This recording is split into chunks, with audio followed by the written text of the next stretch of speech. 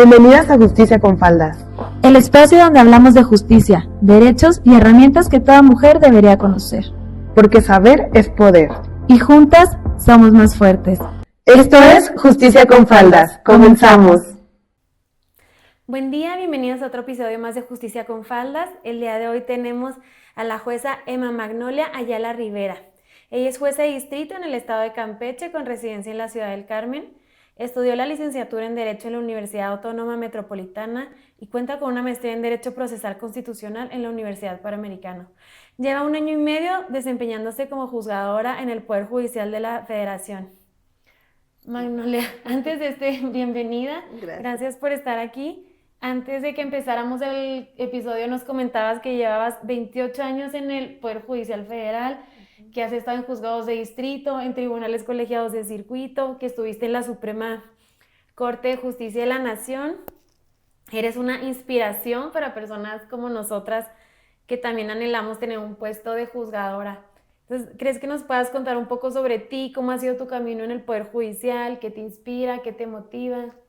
Bueno, pues el camino ha sido pues complicado, de mucha preparación a lo largo de estos años. Como inspiración para todos los jóvenes, decirles que las oportunidades hay que aprovecharlas y hay que buscarlas. Yo ingresé al Poder Judicial sin recomendación.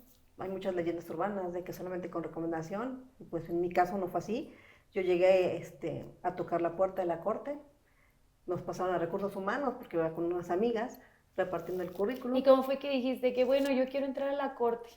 Pues fíjate que no estaba en nuestros planes entrar, ni siquiera entrar al Poder Judicial. Y terminé, me enamoré de lo que hacíamos en el Poder Judicial.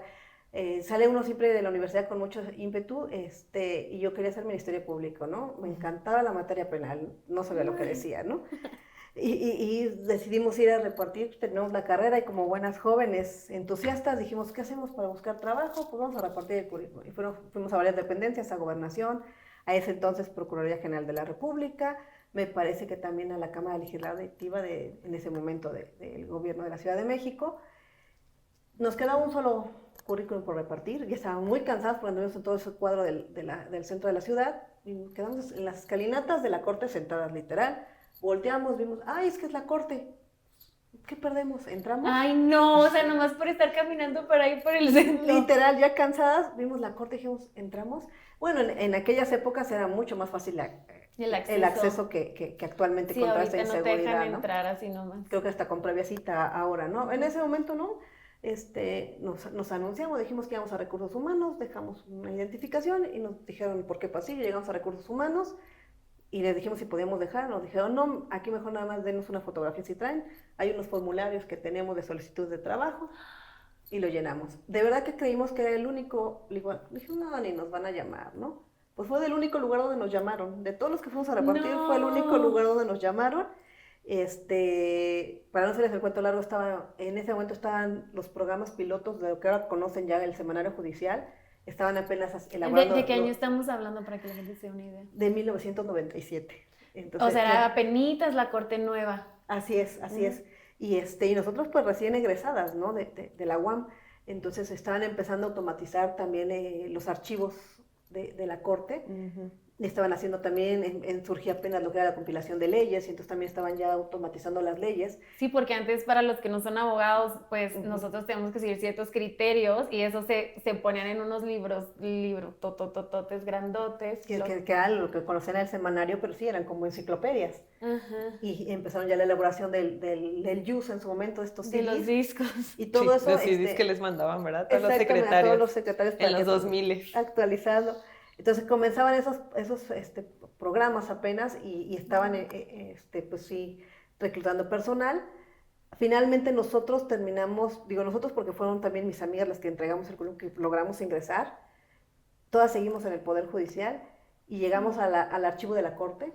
Estábamos en el sótano, o sea, no crean que en el sótano de la Corte, en ese momento del archivo, y estábamos viendo expedientes de los años 40 y 50, los abrías y tenían piedritas y eso que los aspiraban, porque lo que se hacía era describirlos, y después se pasaban para hacer una base de datos y empezar a automatizar lo que pues ahora ya estábamos en pañales en ese momento. Entonces así fue como ingresé al Poder Judicial, al archivo de la Corte, y de ahí uno va abriéndose con oportunidades y con su trabajo el poder ir accediendo. De ahí pasé a la Secretaría de Acuerdos de la segunda sala, elaboramos los acuerdos para la Secretaría de Acuerdos, que ya los autorizaba, estuve 2 años ahí, y de ahí ya pasé a órganos jurisdiccionales. ¿A cuál órgano entraste primero? Entré en ese momento estaba en un juzgado de distrito, cuando se llevaba a la par proceso y amparo penal, lo llevaba el mismo juez, llevaba los dos sistemas. A los meses se separa amparo penal de proceso, entonces nos vamos a uno de amparo penal que estaba en San Lázaro.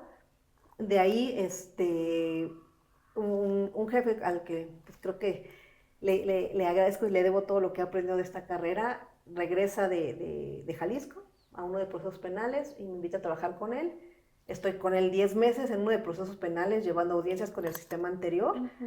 En mi vida había llevado declaraciones preparatorias, autos de formal prisión, careos. La verdad es que fue una buena experiencia, pero yo creo que no era para mí el penal, claro. el penal. Después a él pasa un concurso de oposición y él queda como magistrado. Me invita en ese momento, le dan la inscripción en Puebla y nos vamos a Puebla, a un colegiado en materia civil. Está ahí él 1 año, regresa a la Ciudad de México y yo siempre le había a él externado mi inquietud de que yo quería conocer la materia administrativa. Yo quería estar en... Y él me recomienda para un juzgado de materia administrativa. Ahí estuve. Sí, porque seguro era súper buena. Pues buena, no sé si súper buena, pero le echaba muchas ganas y traía todo el ímpetu de quererse. Se vuelve una vocación estando ahí.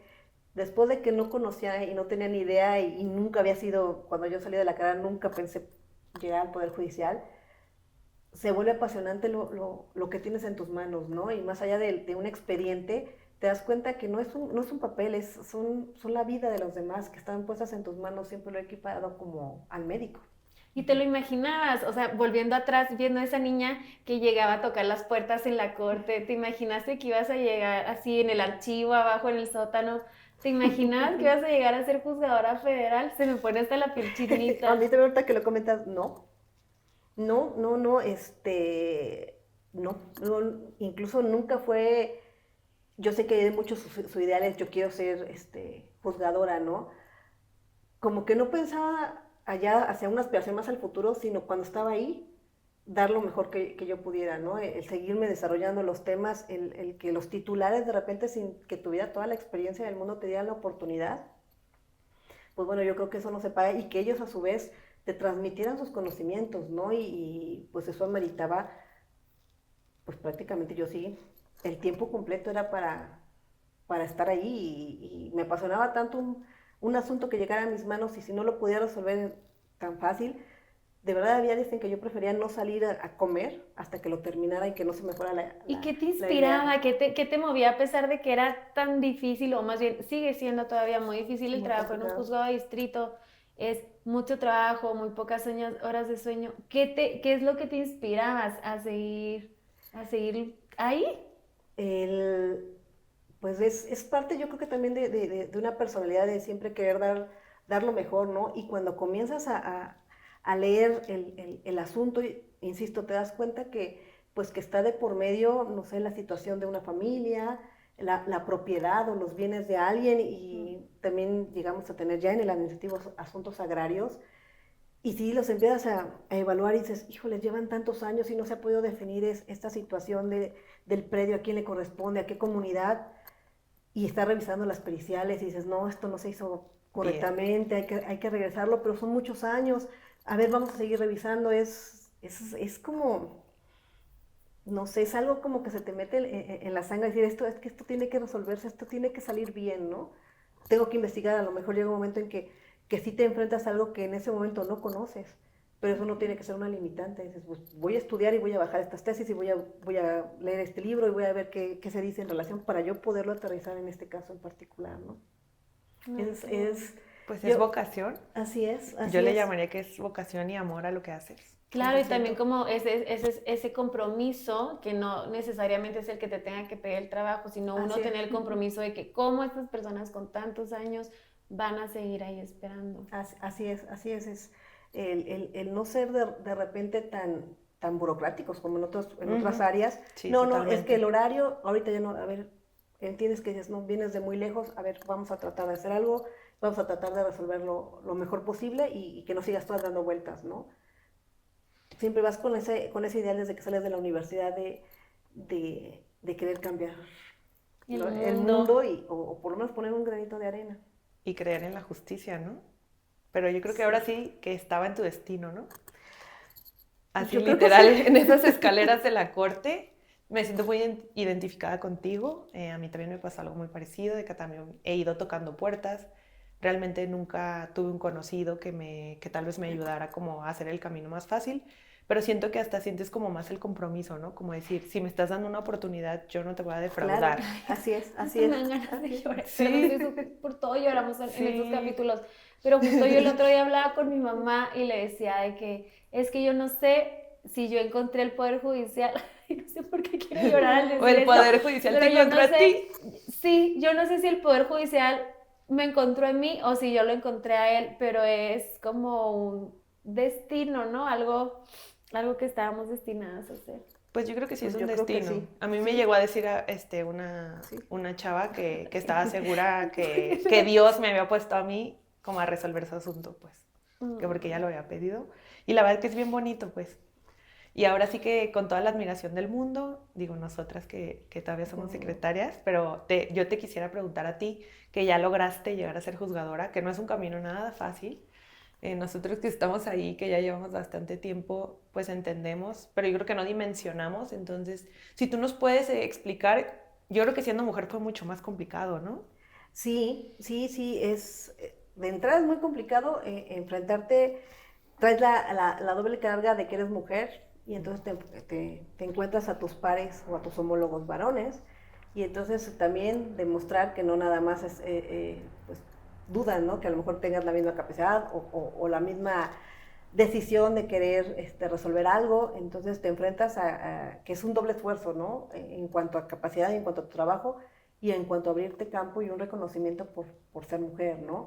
Y viene después los temas en el caso de cuando tienes familia, tienes hijos, entonces es una disyuntiva porque empiezas a valorar y a veces traes también muchos temas culturales, muchos estereotipos arraigados, ¿no? Entonces yo tardé mucho en decidirme dar el paso para ser titular, lo reconozco, insisto, es algo que me apasionaba muchísimo y siempre he tenido la convicción de que el ser juzgadora, sobre todo tu primera adscripción, es como tener otro hijo. Entonces es dedicarle un año o más de tiempo completo. Dije, es otro hijo porque tienes que conocer al personal, tienes que conocer a los litigantes, tienes que conocer los asuntos. Y yo en ese momento, pues todavía tenía hijos pequeños. Y yo dije, ahorita no puedo darle todo mi tiempo al juzgado, que es lo que se merece, la primera adscripción, conocerlo, sin descuidar acá, ¿no? Es muy, muy complicado el poderlo manejar y pues tratar de que sea, pues, que embonen ambas situaciones. Entonces, fue muy complicado, ya ahorita mis hijos están más grandes, dije, bueno, ya son más independientes, ya se puede, ya no necesitan que su mamá esté ahí, ¿no? Y la decisión, igual como dicen, es, pues para los que son creyentes, yo les voy a decir algo que en ese momento estaba yo, sale por segunda vez esta convocatoria, que era incluso dirigida para todas las, únicamente para mujeres, atendiendo a toda esta complicación que siempre se acepta. ¿A dónde me van a mandar? Tengo que mover a la familia, pues no puedo ahorita dedicarme de tiempo completo a estudiar y prepararme. Sale este concurso y la verdad es que dije, bueno, pues si tú quieres que yo lo sea, dije, nada más alláname el camino, pero pues de verdad, o sea, todavía lo dudaba y de verdad eran señales que prácticamente pues tenía y dije, pues va, ¿no? Me inscribo. Y de ahí mucha gente me preguntaba, yo decía, pues lo hacía también por mis hijos, ¿no? Un ejemplo de quererse que se superen y de también el que quisiera algo, un futuro mejor en el país para ellos.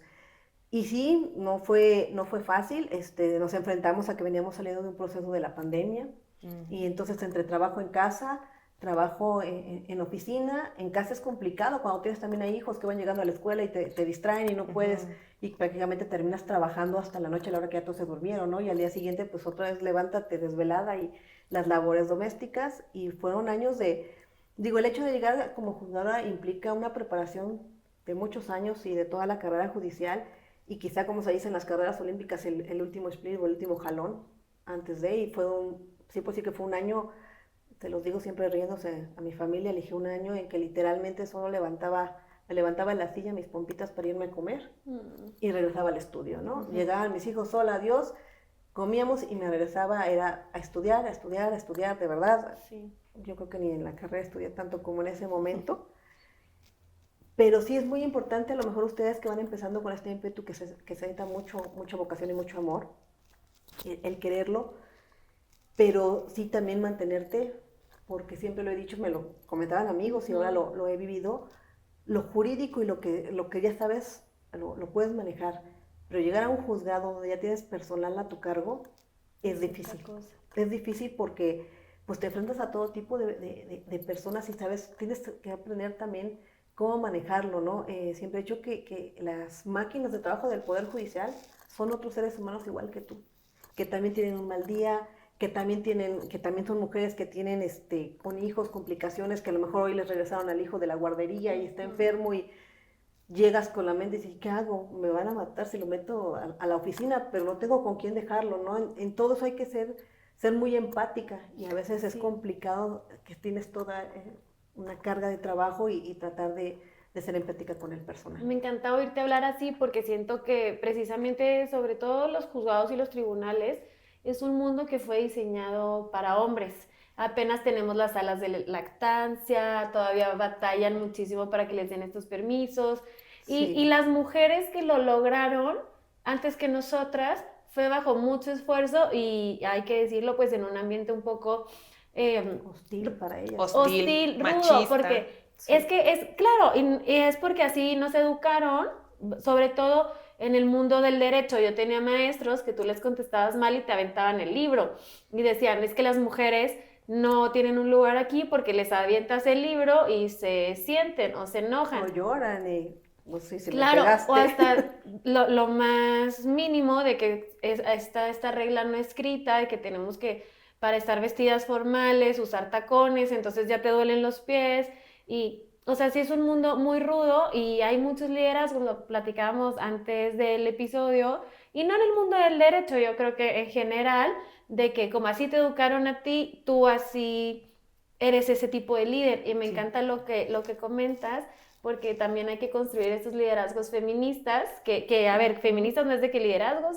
para mujeres, no, sino que entender que todos somos iguales, todos tenemos los mismos problemas y como ser empáticos, como un liderazgo más humano. Un liderazgo humano. Sí, y es que eso también se va a reflejar en lo que tú resuelvas y lo que vas a transmitir a los de afuera, ¿no? El que ellos también tengan esa justicia cercana y eso lo logras también pues transmitiéndoles tú esa empatía a tu personal y que ellos también sean empáticos hacia afuera, ¿no? Que entiendan que el justiciable no está aquí porque nos quiere causar un problema o ay, qué lata, es porque también a él le interesa algo, como a ti tú puedas tener un problema en tu casa, ¿no? Es su vida. No, y me pongo a pensar, por ejemplo, una persona que tiene los niveles de estrés súper altos, pues evidentemente no va a tener el mismo rendimiento que una persona que está relajada o que está feliz haciendo su trabajo, o si tienen prisa por salir porque ya tienen que ir a recoger, no sé, a los hijos de la escuela, pues igual no es la misma, el mismo, ¿cómo se llama? Pues sí, o sea, la misma calidad. La dedicación. La misma calidad de dedicación a decir, a ver, porque yo tengo titulares, bueno, no yo, o sea, yo conozco titulares, mis jefes son un amor, no quiero que se vayan. Sí, y te lo juro que sí lo son, o sea, de verdad, mis respetos. Porque yo tengo amigos que no sé, que se turna así el asunto más difícil del mundo y lo quiero para mañana a las 8 de la mañana y no comen, no duermen, tienen un buen de errores, de que faltas de ortografía o de que pusieron algo que no iba o pues no investigas bien, pero porque no tienes el tiempo. Por el tiempo, hasta tal vez si tuvieras el tiempo, pero yo creo que el factor estrés siempre cambia todo. Y es muy importante tener así liderazgos como los tuyos, que eres una persona que viene desde abajo y que sabe lo que es. Todas hemos estado a lo que nos hemos enfrentado. Yo siempre he dicho, bueno, si algunas, y yo creo que a lo mejor lo mío es lo menos, las que han ido más adelante que yo abriendo esta brecha, pues a nosotros también nos toca ir evitando que ellas pasen por lo que nosotros hemos pasado, ¿no? Uno entiende perfectamente lo que es tener que dejar a tu hijo por primera vez en una guardería y te vas hasta llorando, ya después hasta dices, ay, qué bueno, porque si no, no hubiera terminado este asunto, ¿no? Sí. Pero, pues, te puedes poner en los zapatos de ellos y yo creo que el hecho de que llegues como titular, no puedes negar esas experiencias y pues ponerte un poquito en los zapatos del personal, ¿no? Y sí, el manejo de la administración de un órgano es muy, muy complicado, ¿no? A lo mejor como mujer puede ser más fácil porque te manejas la organización de tu casa, ¿no?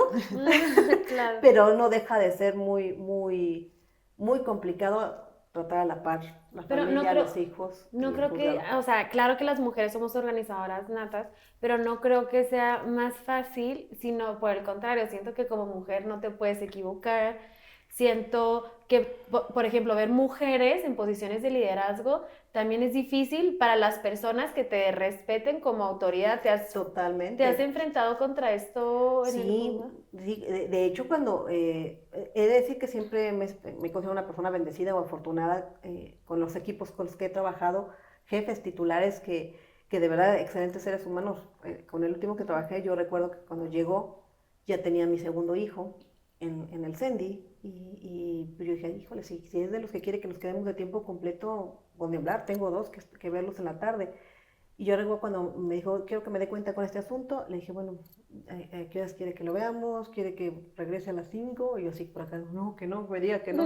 Entonces ella me dijo, bueno, ¿usted a qué horas acostumbra a retirarse? Le dije, pues a las 3 porque me llevó a mi hijo del CENDI, no me lo tienen después de las 3. Le dije, pero lo que necesite yo estoy al pendiente y sigo trabajando en casa. Me dijo, no tengo tema, mientras usted me cumpla con el trabajo. Si yo tengo una esposa, también ella era, si tengo una esposa, también sé lo que le costaba ella tener que salir. Dices, o sea, creo que hemos ido avanzando, no lo que esperemos y tenemos que seguirlo haciendo, de que también nuestras parejas en ese momento nos brinden ese apoyo, que también sea una red de apoyo para nosotros con los hijos, pero sí, el de mostrarles hasta a tus compañeros, a veces hombres, no, ella se va temprano, no, pues para eso también tengo hijos. Híjoles, esos comentarios tan discriminatorios, pues no es el caso. Y cuando ya llegas como titular o de jefe, no es fácil que ellos quieran seguir una instrucción, ¿no? Te cuestionan, Sí. ¿será cierto? Incluso te sientes que te están poniendo a prueba, ¿no? Así de, por ser mujer, ¿no? Y sí, les cuesta que realmente una mujer les dé una instrucción o hasta les pida algo, ¿no? Es cultural y es difícil. A mí me tocó una oficial siendo secretaria que me dijo, es que tú eres una niña y eres mujer. Tú cuando naciste yo estaba aquí trabajando en el Poder Judicial. Y pues sí le contesté, pues no parece. Dije, su trabajo no parece que lleve aquí todo tu tiempo. Y pues sí es como también a veces tristemente la necesidad de tener que imponerte un poco, pero la verdad es que me da mucho gusto que haya personas juzgadoras como tú, porque realmente, digo, muchas veces al revés, ¿no? Como que buscan vengarse o vienen con un rencor. Y la verdad dijiste algo súper bonito, como que tú no quieres que tal vez las personas que vienen atrás de ti, sobre todo las mujeres, tengan que como que pasar lo mismo y tener los mismos problemas que tú tuviste. Entonces creo que esos liderazgos son los que necesitamos en el país, o sea, seguir pues como alimentando, ¿no? Y precisamente ahorita que estamos con las elecciones, tengo entendido que tú vas a contender, ¿verdad? Por una candidatura, por tu siguiente nivel, que es ser magistrada. Estoy como propuesta dentro de esto de ir ascendiendo, pues bueno, el siguiente paso sería una magistratura y sí estoy propuesta, ¿no? Para participar por una candidatura en magistrada en materia administrativa, que es realmente la materia en la que me he desempeñado con más años, ¿no? Y aprovechando esa experiencia. ¿Y en qué parte vas de este proceso? Estamos ahorita en las publicaciones, en que salgan las listas ya oficiales. Ya la semana, creo que este fin de semana fue el sorteo, les encantan las tómbolas, de por distritos, cómo va a ser con candidatas. En algunas entidades federativas solo va a haber un distrito. Ciudad de México fueron varios distritos, me parece, porque sí son bastantes los órganos jurisdiccionales o los cargos por los que se va a votar. Entonces este fin de semana fueron los sorteos. ¿Qué distrito judicial te tocó? Me tocó en el distrito 3, corresponde a la alcaldía Álvaro Obregón y Benito Juárez. Entonces ahí vamos a... ¿Y cómo le vas a hacer? Porque eres juzgadora en Campeche y vas a tener que hacer campaña en la Benito Juárez y en Álvaro Obregón. me digas porque me estreso más cuando me preguntan. Pues no lo sé. Toda mi carrera y experiencia la he pasado aquí en Ciudad de México. De hecho, aquí está mi residencia y aquí están mis redes de apoyo.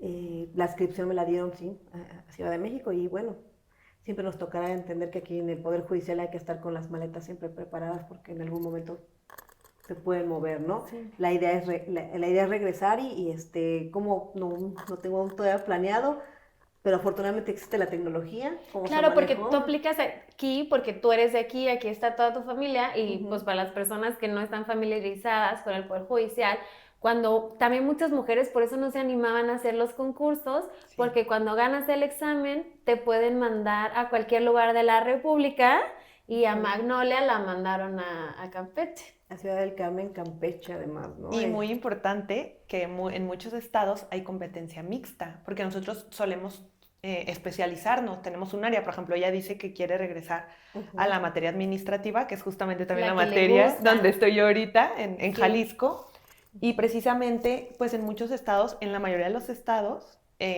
son juzgados mixtos. Entonces llevas también procesos penales, ¿no? O sea, materia penal, pues. Afortunadamente no, si llevo amparo penal, procesos ya con este sistema acusatorio ya son especializados, sí. Pero llevo amparo penal, laboral, civil, también llevamos oral mercantil. Entonces claro. Sí tuve que, en materia administrativa tengo ya más de... O sea, eres todóloga, básicamente. Híjoles, ha sido muy difícil. Ahorita sí, y hubo que retomar muchos temas que no estaba yo familiarizada. Les indico, por más de 16 años en la materia administrativa, y sí, cuando llegué así, dices... Sí, es que es imposible. No paras de estudiar, eso es una realidad, y sin que suene a pretensión, no paras de estudiar, porque tampoco le vas a dar a los justiciables cosas chafas, ¿no? Claro. Insisto, te das calidad. Cuenta, así es, te das cuenta de, pues es que estás ¿qué es lo que tú quisieras para ti? Si tú te estuvieras en el papel de las personas que están aquí, ¿cómo tú quisieras que te resolvieran, ¿no? Que realmente se dedicaran a tu asunto.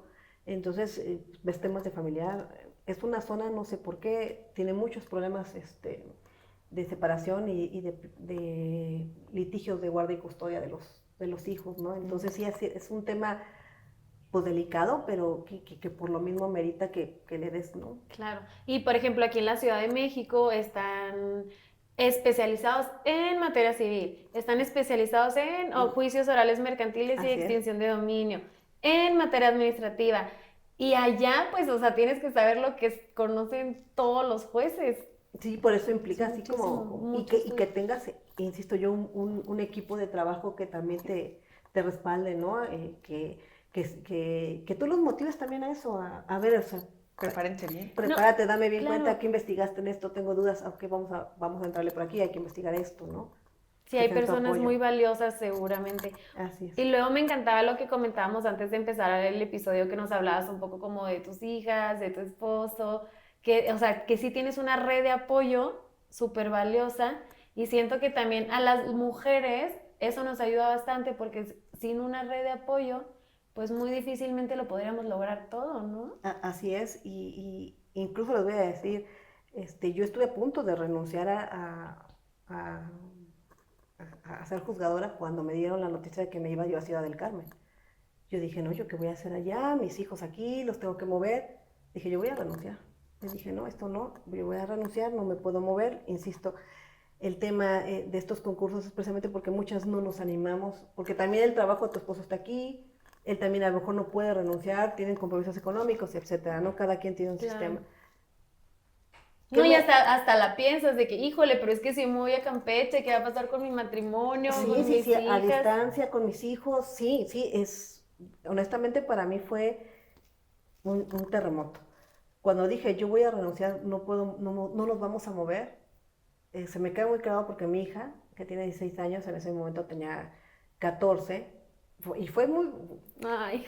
Teníamos planeado hacerle su cumpleaños de 15 años, ya justo el día que yo iba a dar un adelanto para el salón donde íbamos a festejar sus 15 años, me dan el aviso de que ya tenía que estar el 16 de agosto en Ciudad del Carmen. No tuvo sus 15 años, pero es una niña maravillosa, casi quiero llorar porque siempre ha estado apoyándome y jamás me dijo, no tuve fiesta, nos vamos. Yo le dije, no, es que voy a renunciar, y me dijo, mamá, no, Es que, a ver, también cuando pasas un examen, ya eres jueza, ya no puedes decir, ay, no, siempre ya no quiero ser secretaria, no, o sea, Sí, tienes que renunciar. Y ella me dijo, mamá, ¿ese es el ejemplo que me estás dando a mí como mujer para seguir Ay, luchando? no. Ah, y le dije, tienes razón, porque me dijo, mamá, yo te vi sentada ahí estudiando, te vi horas ahí, no te levantabas. Me dice, ¿ese es el ejemplo que me vas a dar ahorita de renunciar? Y pues nos fuimos a Ciudad del Carmen todos, ¿no? Ay, qué bonito, porque aparte lo que dices de que lo estás haciendo, número uno, por las que estaban antes de ti que no pudieron estudiar o así, luego por ti y luego porque también le estás abriendo camino a Las que todas las vienen. que vienen y entre esas se me pones a la piel chinita, está tu propia hija. Qué Sí, bonito. el ejemplo, ¿no? Eso me mató cuando me dijo, ese es el ejemplo que me vas a dar. Uy, se siente fuerte. Ley de vida, ¿no? De que Sí. tu hija dándote lecciones, Sí, pero a la fuerte. vez alentándote a que sigas cumpliendo tus sueños, ¿no? Y qué importante, pues, como decíamos, esas redes de apoyo que tuviste. Sí, yo creo que sin esas redes de apoyo que ahorita ya en Ciudad del Carmen, pues nada más es mi esposo y mis hijos, que ha sido complicado realmente, pero yo creo que sin ellos pues no hubiera aguantado estar tan lejos, ni tener esa parte, a lo mejor un poco de tranquilidad que sé que él está con ellos y que no puedo, a veces tienes que enfocarte en lo que estás haciendo en el juzgado y en los asuntos, y insistimos, ese estrés a veces te lleva a distraerte, ¿no? Y a mí me permite poderme concentrar cuando estoy ahí, porque sé que ellos están con su papá, ¿no? Ay, qué bonito. Bueno, Magnolia, este podcast lo iniciamos Sofía y yo justo porque nos empezamos a dar cuenta, primero a raíz de lo de la reforma judicial, que muchas personas ni siquiera sabían lo que era el Poder Judicial Federal. Después que empezamos a ver más el tema, vemos que las personas tampoco saben cuáles son sus derechos y que por eso no los ejercen. Y comentábamos, tenemos, bueno, ya bastante tiempo, ¿no? Como yo creo que unos 6, 7 meses, no sé, exagerando, sí, como 6 meses fácil, ¿no? Que tenemos planeándolo como desde que septiembre. Pues se atrasaron vacaciones. Sí, planeando el podcast y justamente veíamos en el tema que tú ves administrativo que incluso las mujeres no saben que tienen derecho a una pensión o que les dan mala pensión o que se las cancelan y no tenían por qué cancelárselas. En fin, o sea, creo que hay muchísimos obstáculos para acceder a esta pensión. Entonces, este es un tema en el que me encantaría que pudieras compartir con nosotros, o sea, tener como objetivo brindar a las mujeres información sobre cómo pueden acceder a una pensión, qué obstáculos existen, qué pueden hacer para ejercer su derecho a tener una vejez digna, pues etcétera, ¿no? Entonces, te quiero preguntar, ya entrando en materia del episodio, ¿por qué es importante hablar de pensiones con perspectiva de género y porque todas deberíamos de entender cómo funcionan? Lo importante y por qué deberían conocerlo es que, bueno, hay estudios de la OCDE, de la Organización Económica, que habla que las mujeres tienen en promedio 45 años más de vida que los hombres. Sin embargo, para poder tú tener una vejez tranquila y digna, pues insistimos, no la tenemos fácil porque en muchas ocasiones no tenemos un trabajo formal o a veces hay quienes se dedican de tiempo completo a los cuidados del hogar que también pues tienen un costo económico, ¿no? Sin embargo, pues al finalizarle los años no recibes como aquel que ya tiene un trabajo formal, una pensión, y también se debe a que pues no tienen la posibilidad de ahorrar ante no tener una entrada, pues, digamos, periódica, a enfrentarse también a una discriminación incluso laboral. A veces se les paga mucho menos a ellas que lo que desempeña un varón, y pues que llegados los años te enfrentas a que en ocasiones tú puedes acceder a una pensión por viudez, pero algunas mujeres que sí tienen un trabajo en activo, pues también surgió el tema de que no puedes todavía acceder a la pensión porque todavía estabas en activo. Bueno, pero la pensión por viudez la ganó pues tu esposo por muchos años que le dio al Estado, y que aunque yo siga trabajando, pues sí era un derecho que yo tenía, ¿no? Con el tiempo va evolucionando el derecho y se determina que sí son compatibles y que tienes derecho como mujer a tener una pensión por viudez, y a seguir obtener una pensión cuando tú también le diste al Estado tu vida activa, ¿no? O sea, entonces hay personas que pueden tener más de una pensión. Puedes Así es. tener tu pensión o sea, porque es, ¿cómo se llama? ¿Por vejez la jubilación? Jubilación. Ajá, Por la jubilación, puedes tener pensión por viudez y qué otras.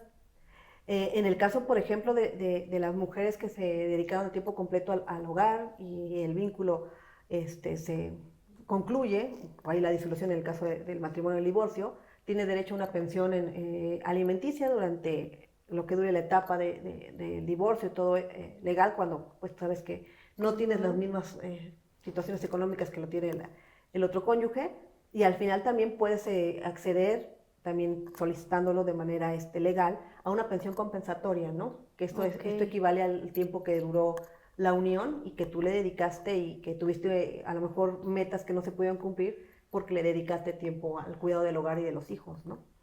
Entonces también puedes acceder a una pensión compensatoria por el tiempo que haya durado el matrimonio o el vínculo. Como para resumirlo, tendríamos derecho como mujeres a 2 diferentes tipos de pensiones, las civiles, que son las que tienes tú derecho por el papel que ejerces en tu familia, ¿no?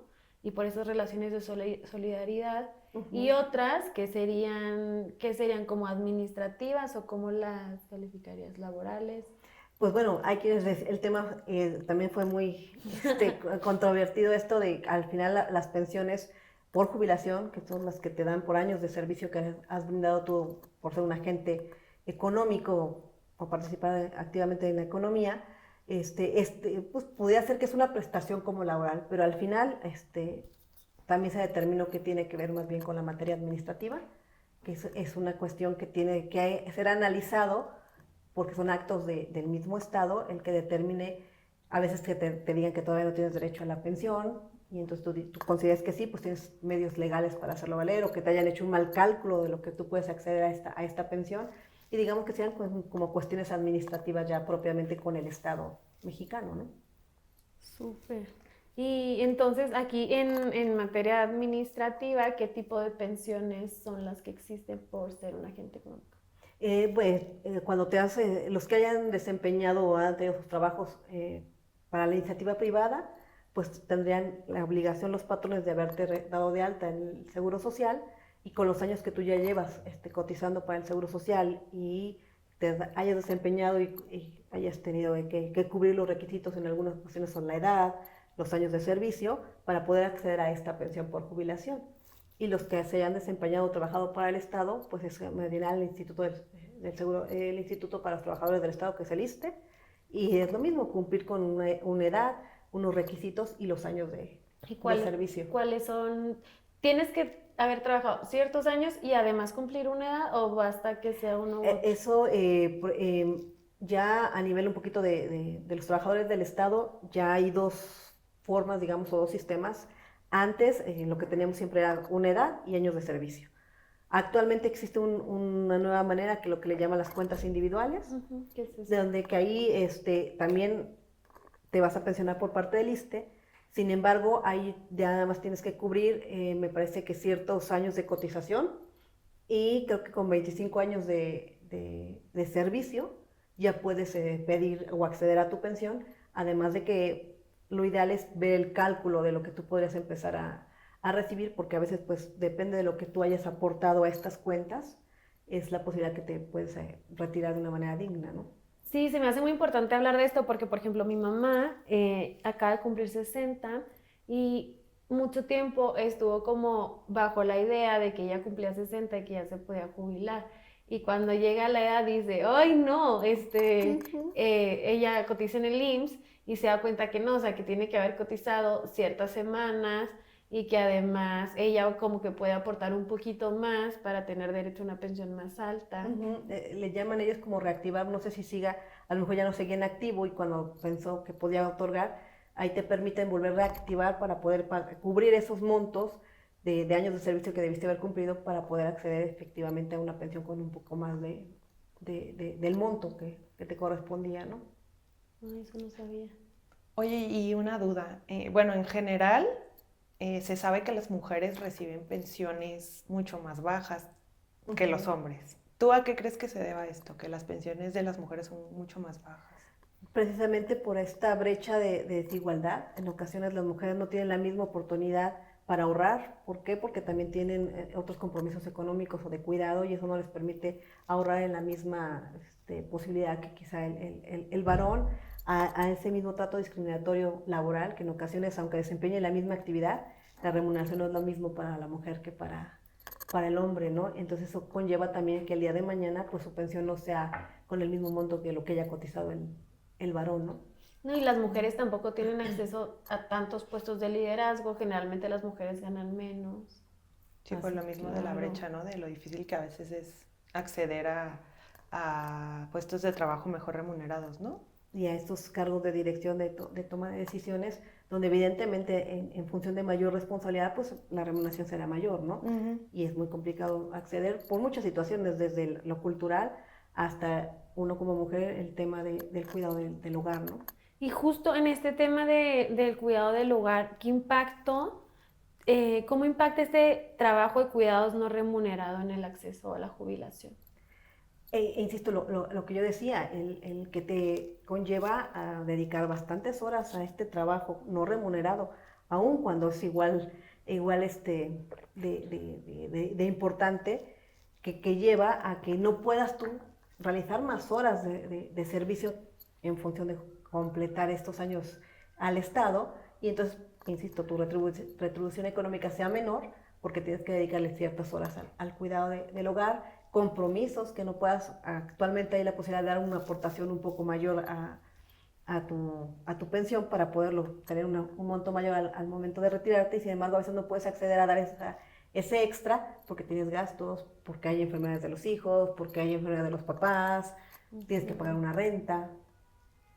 Entonces sí, la capacidad económica de la mujer se ve más mermada, y eso conlleva también a que pueda ahorrar lo necesario para su retiro.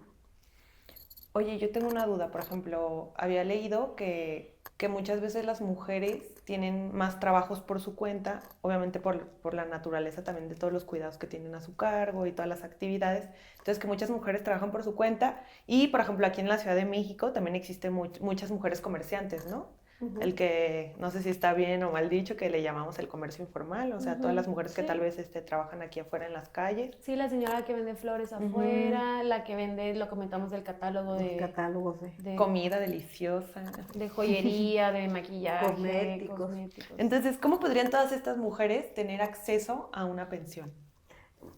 Sí, es complicado. Insistimos, muchos prefieren precisamente no entrar a una actividad formal porque no puedo estar sujeta a un horario, porque tengo que ir a tales horas a recoger a mi hijo, tengo que llevar a mis papás a ciertas consultas y revisión, y se dedican a una actividad informal, pero hay maneras, se pueden afiliar de manera voluntaria al Seguro Social y a dar una aportación para que el día de mañana ellas puedan tener la capacidad de retirarse con una vejez digna y con una independencia económica, ¿no?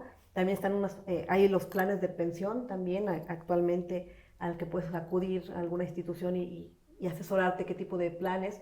Insisto, todo esto conlleva a tener la posibilidad de un ahorro, ¿no?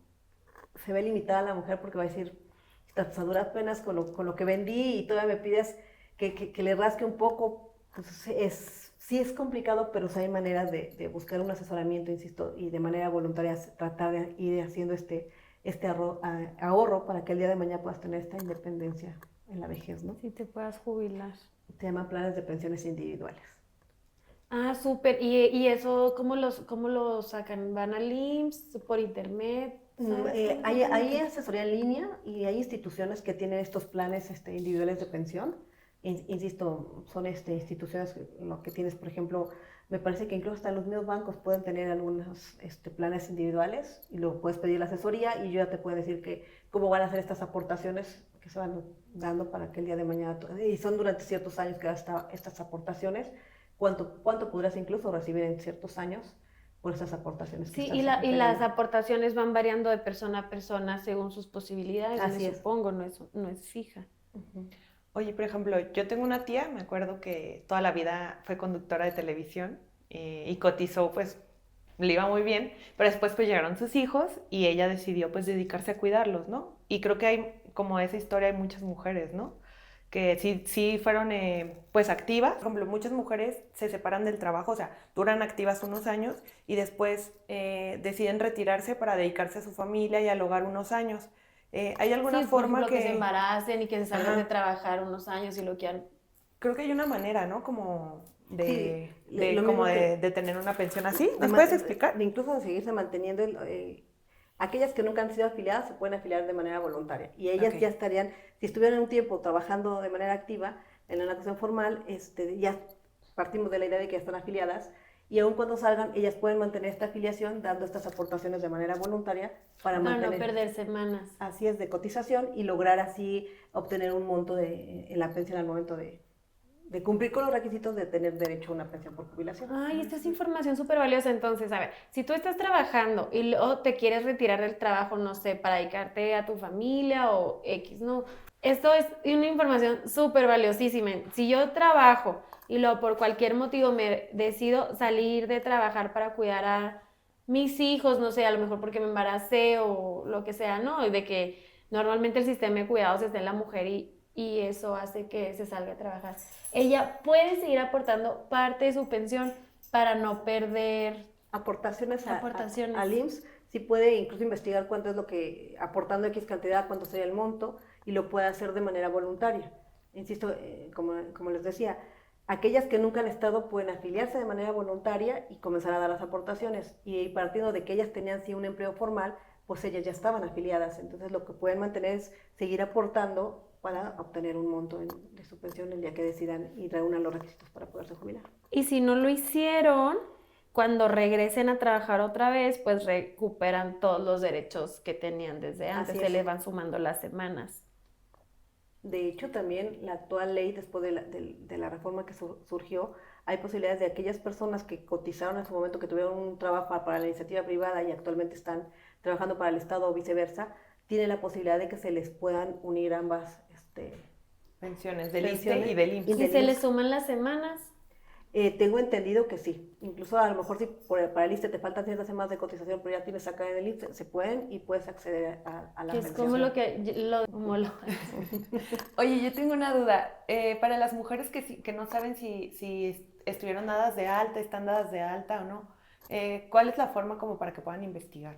Es acudir, ya sea dependiendo de donde hayan, insisto, desempeñado, pueden acudir al ISSSTE o al IMSS, a lo mejor de manera personal, pero si no también en línea, buscar ahí la página y checar ahí con algún dato que tengan o nombre, o ahí mismo también les darán, yo creo que algún informe, número telefónico a donde puedan acudir con algún dato que les puedan a ellos mencionar. Sí, o sea, lo primero sería saber si están dadas de alta en el IMSS o en el ISSSTE.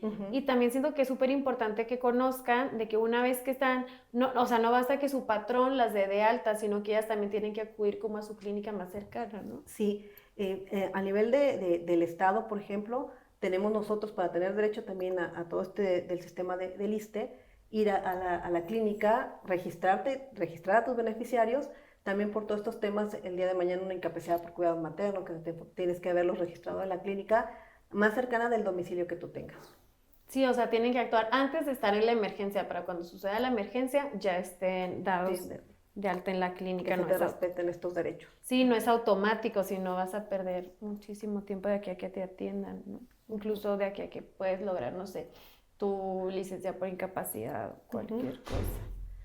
Y bueno, ¿y qué pasa con todas estas mujeres que pues apenas están escuchando esto y no cotizaron a lo mejor en el IMSS o en el ISSSTE? ¿Hay algún apoyo, algún programa social para mujeres adultas mayores sin pensión? Sí, actualmente, sobre todo con la administración actual, estamos hablando de estas pensiones del bienestar que reciben incluso todas las personas adultas mayores cuando cumplen cierta edad. Me parece que todavía el sexenio pasado eran 65 años, no recuerdo si ya estaban como queriendo cambiar la edad. A mujeres creo que, perdón la interrupción, creo que ya son 60 años, ¿no? A las mujeres, creo que lo cambió ahorita la presidenta. Sí, iban a hacer ahí alguna modificación. Y yo creo que es muy viable este tipo de programas sociales, sobre todo, insisto, a las mujeres que nunca tuvieron un trabajo remunerado, porque el trabajo de la casa siempre existió, que puedan tener acceso a este apoyo social para tener una vejez digna, ¿no? Entonces, eso es una manera y también hay módulos donde pueden acudir, me parece que están los módulos del bienestar, donde pueden ellos pensar, llevar los requisitos, lo que se requiera para poder tener acceso a esta pensión. Oye, ¿y cómo puede ayudar un tribunal administrativo a garantizar los derechos de pensión de las mujeres y, por ejemplo, qué tipos de casos se presentan? Bueno, hubo algunos, cuando empezó a surgir todos estos programas sociales, que me parece que se tenían que ir a registrar, les daban un número y les decían en tal cuenta se va a comenzar a depositar el apoyo económico, y tuvimos un caso en donde pues ya se había registrado, ya le habían dado la cuenta y pasaron los meses y no llegaba el apoyo y no llegaba el apoyo. Entonces ella lo que promovió fue una demanda de amparo, que son los casos. Entonces lo manejó como pues, la omisión de la entrega de la pensión. Y bueno, ya a nivel de la primera instancia, que son los juzgados, pues se le requiere un informe a la autoridad te tiene que informar y bueno, ya resuelve la juzgadora o juzgador en ese momento. Y si es algo que no es compatible con lo que tú esperabas o consideras que no era una resolución, bueno, sube a tribunal colegiado, que es donde viene una revisión. Que es el cargo para el que tú te estás postulando. Es correcto, y entonces pues se hace una revisión de lo que a lo mejor faltó, no se hizo, o si fue correcta la manera o la decisión a la que se llegó en el juzgado. Y aquí nos encontramos con, oh sorpresa, que estaba llegando la ayuda económica, pero a Michoacán. ¿Cómo? A un domicilio de Michoacán. Entonces, ella dijo, no, pues si yo nunca di ese domicilio, ¿no?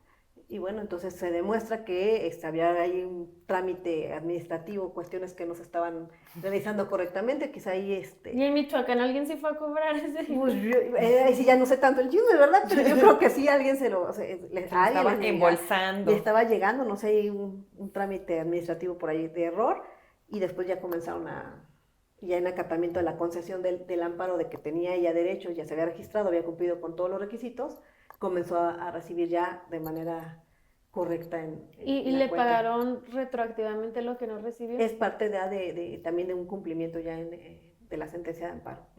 Sí, a mi abuelita le pasó que le dejó de llegar su pensión, entonces fue al banco y le dijeron que porque a ella la tenían reportada como si hubiera fallecido.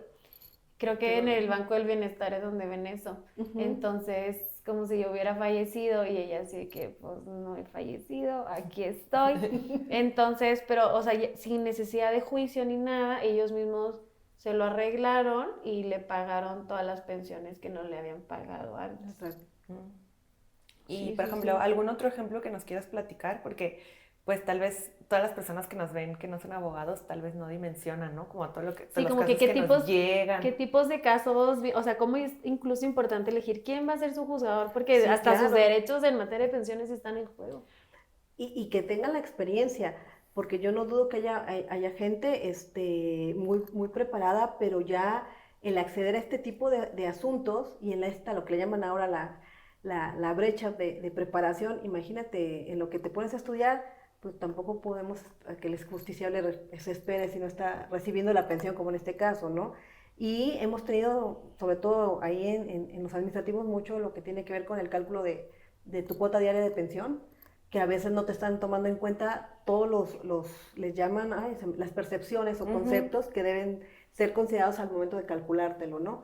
Entonces también a través de un procedimiento, esto ya en primera instancia ante los tribunales contenciosos administrativos, y de acá nos llegan en vía lo que se conoce como un amparo directo, quizás si no estuvieron de acuerdo con la determinación, y en primer momento los contenciosos son los que tienen que evaluar el por qué no se te hizo de manera correcta esta cuantificación, o si fue correcta y a lo mejor tú estás partiendo como trabajador que se te debe considerar un concepto que en realidad no debía ser parte, pero es muy interesante y apasiona, porque pues te toca ver y tú sabes que es el ingreso de estas personas que toda su vida dieron su trabajo y su esfuerzo, y que ahora en vida tengan estos problemas para poder acceder a una pensión digna.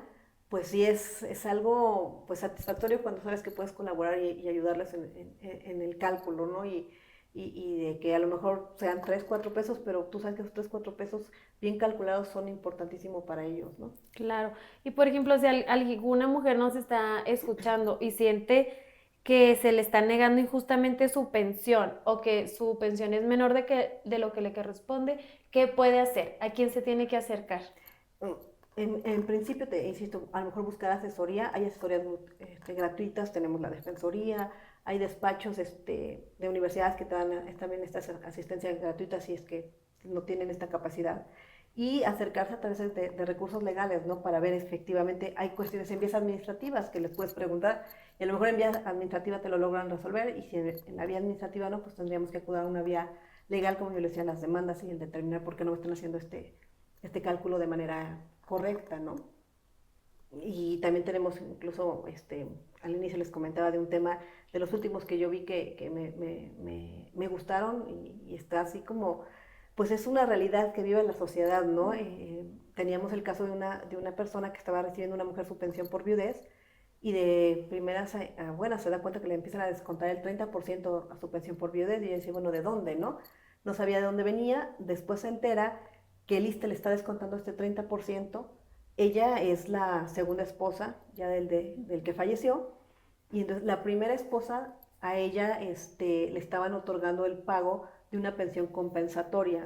Para los que no conocen el término, es precisamente aquellas personas que han estado casadas y han dejado, insisto, su vida de ama de casa al cuidado del hogar, pues cuando se disuelve el matrimonio, tienen derecho a una pensión por el tiempo que duró el matrimonio, y donde ella ya no tuvo la capacidad quizá de acceder a otros puestos o desarrollarse profesionalmente por el cuidado de la casa. Es algo como resarcirle un poco esos años que dedicó al hogar, Sí, es una ¿no? indemnización.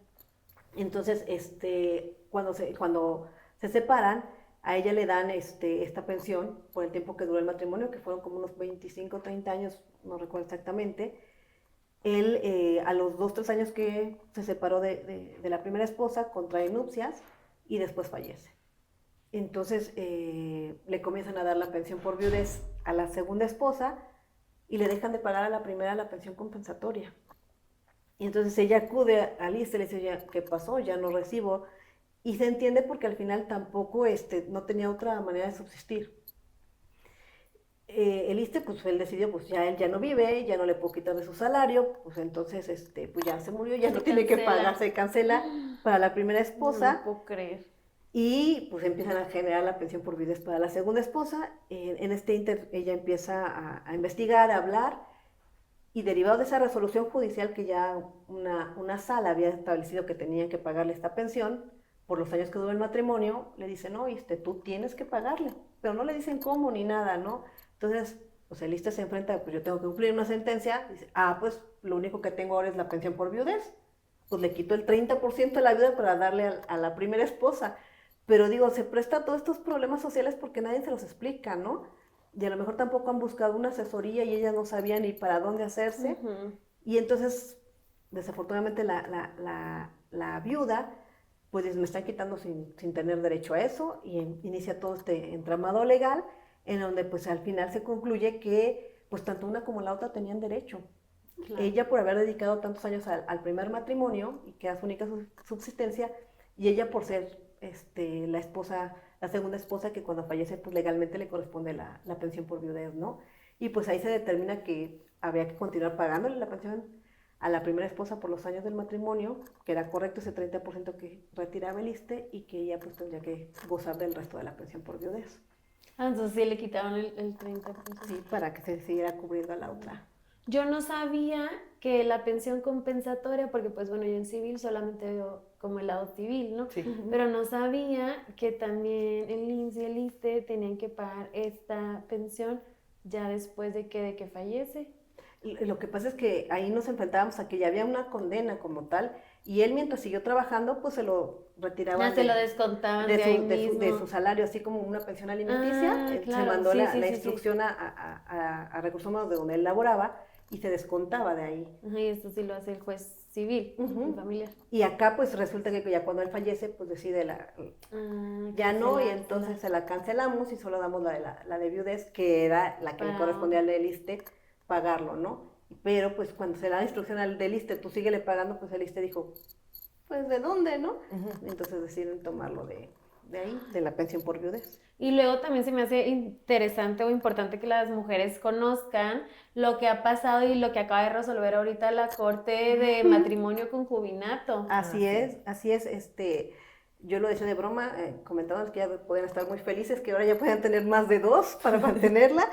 Digo, eso es una broma, no me parece algo correcto, pero pues ya saben que es culturalmente la casa chica, la casa grande, y algunas veces ni siquiera una sabe de la Ni existencia siquiera. de la otra. Sí, la existencia de una de otra, Claro, ¿no? o sea, puede haber miles de contextos, pero Así es. incluso puede ser que tú te separes de tu esposa, no tienes dinero para un abogado, no te divorcias, nomás Claro, es se correcto. separan en los hechos, tú haces tu vida como tienes todo el derecho del mundo a hacerlo con alguien ¿Otra vez? más, y esta nueva persona, como no te divorciaste, podría pensar que no tiene derechos, Así es. que sí los tiene, ¿no?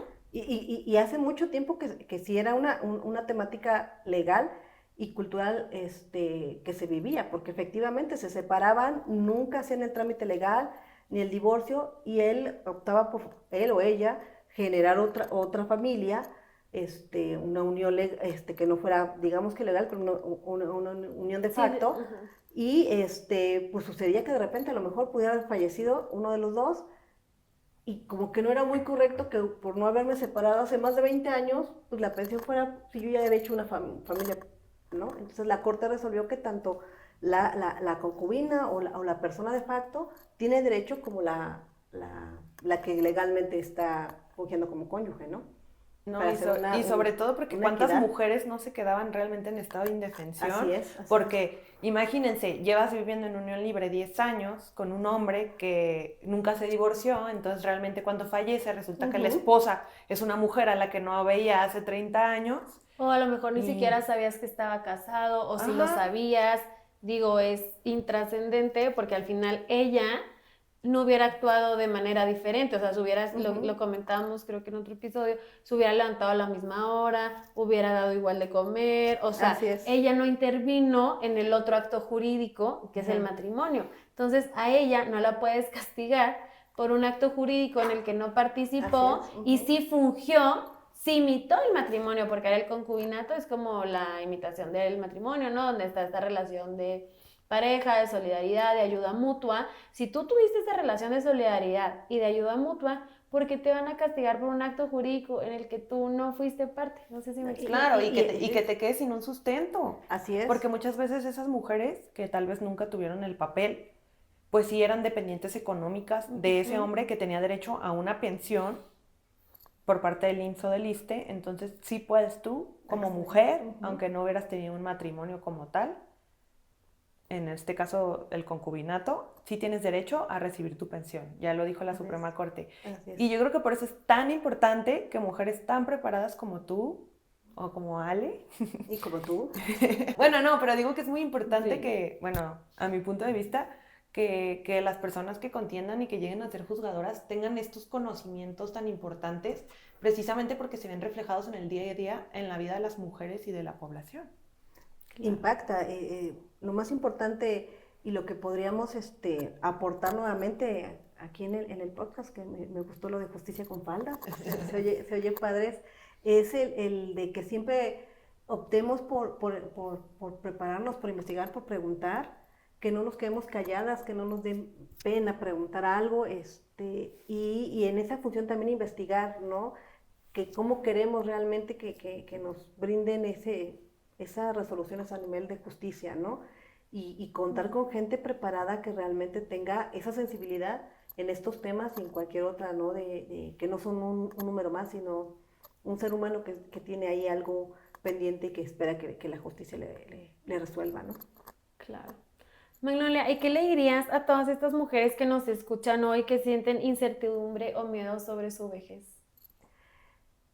Que, insisto, incluso que no tienen ese trabajo formal, que se acerquen, que busquen asesoría, también hasta entre ellas pueden formar cooperativas, donde el día de mañana puedan acceder a ir ahorrando poco a poco y lograr tener pues una solvencia y una capacidad para tener una pensión digna y una independencia económica, ¿no? Y que esos años los puedan vivir con dignidad.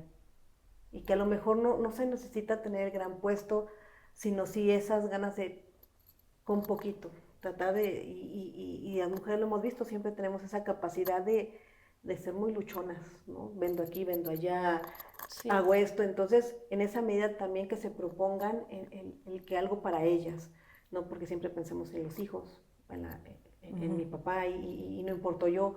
Y después llegamos a una edad en la que ya no tenemos la misma fuerza para dedicarnos a hacer todas esas actividades. Entonces, también pensar un poquito en ellas, ¿no?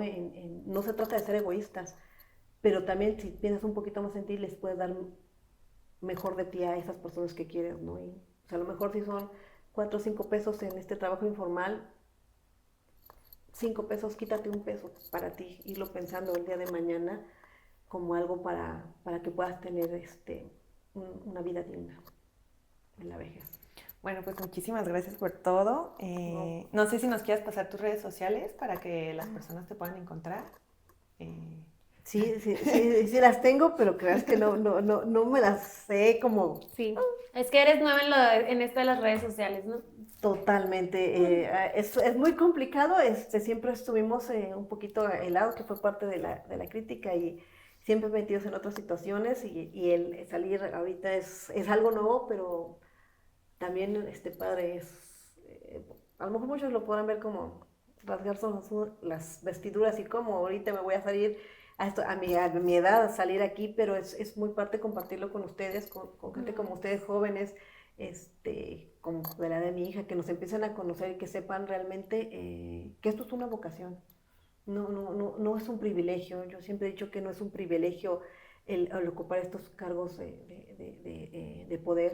Bueno, muchas gracias por escuchar este episodio. Si les gustó, compártanlo. Hasta luego. Si te gustó este episodio, Suscríbete a Justicia con Faldas. no olvides seguirnos en nuestras redes y compartir este episodio con quien creas que lo necesita. Nos escuchamos en el próximo capítulo, porque la justicia también se lleva con faldas.